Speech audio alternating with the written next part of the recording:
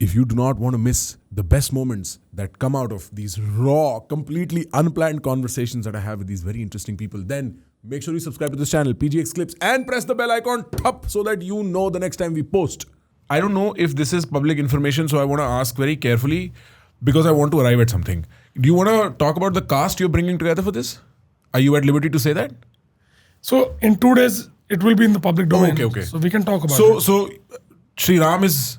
Ranbir Kapoor is playing Sri Ram, right? Yes. And Sai Pallavi is playing Ma Sita. And then Sunny Deol is playing Hanumanji, Yes. right? So that is proper.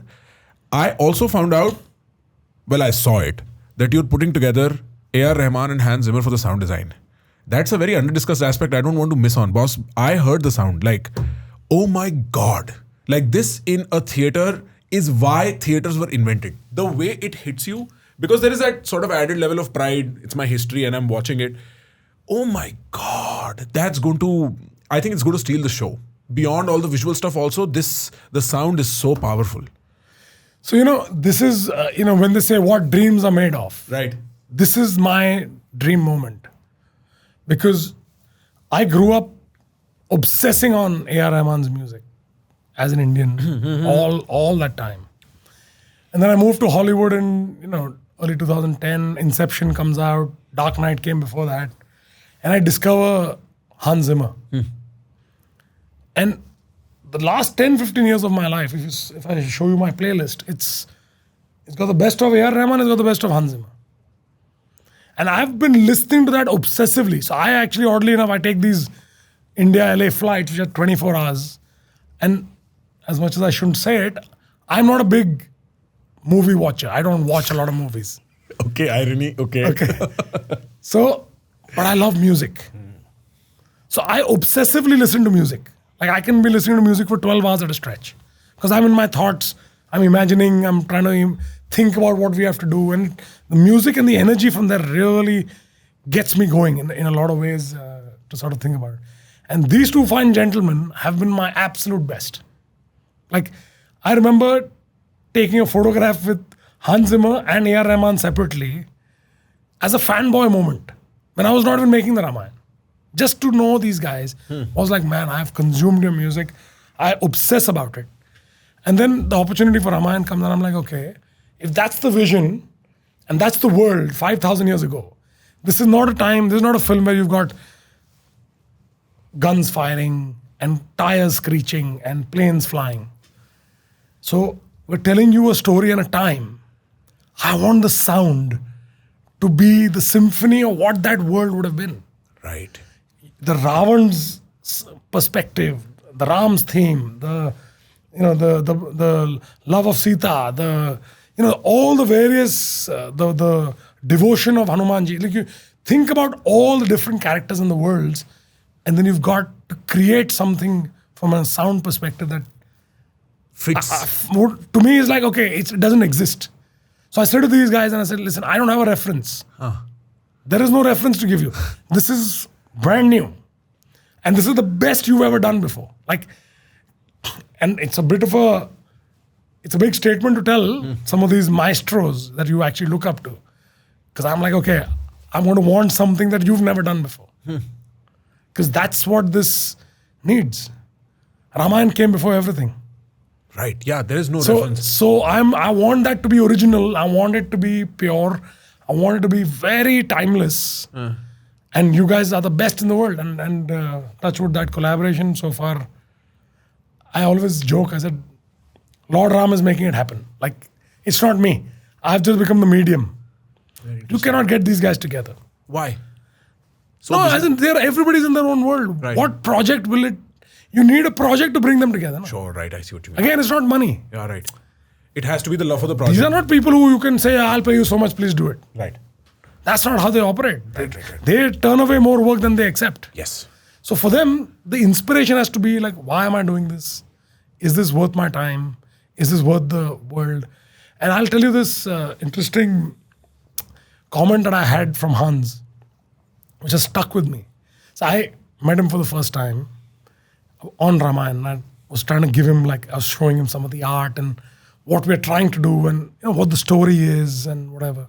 And he did a little bit of research. And he's a very interesting person. At some point, you should interview him. He's a great person to speak to. And he says to me, Naman, you don't have to explain to me. So I'm like, what does that mean? He says something that's lived through thousands of years, generations of people, and continues to be relevant after all of that time.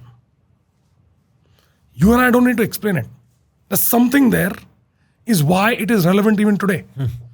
Let's acknowledge it and let's do the best we can. Because it's clearly something that's beyond us. Right. So I was like, that is so beautifully put by someone who does not know anything about the Ramayana, but he's so, like giving that reverence to saying, listen, just the fact that it's existed and continues to be relevant and people feel emotional about it and passionately about it, that's it. I need not know more.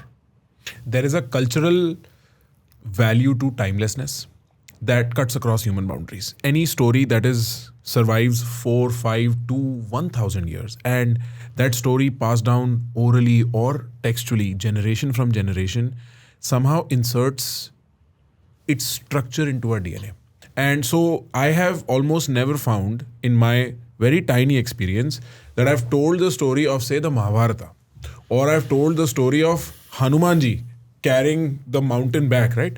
And it has not gotten people wide-eyed, no matter what culture they're from. There is something that is magical about timeless stories. And that sounds very interesting. I wonder what it's like to have both those fellows in a room together. Like, what is the temperature of that room?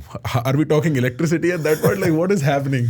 No, the interesting thing is because they both have such humility and so much respect for each other's craft that it's actually very cool. It's actually very, very benign. Like, it's not what one would expect. Because I've sometimes sort of sat there and witnessed the two of them together, and I'm like, because there's so much mutual respect and so much admiration for each other's work. Wow. That as artists, it's actually something to learn from. We were putting their names on the title, Music by and Hans Zimmer. And there's a conversation that erupts that Hans says, no, AR's name should be on the left, I'll be on the right. And AR says, sir, you're part of our culture, you're our guest.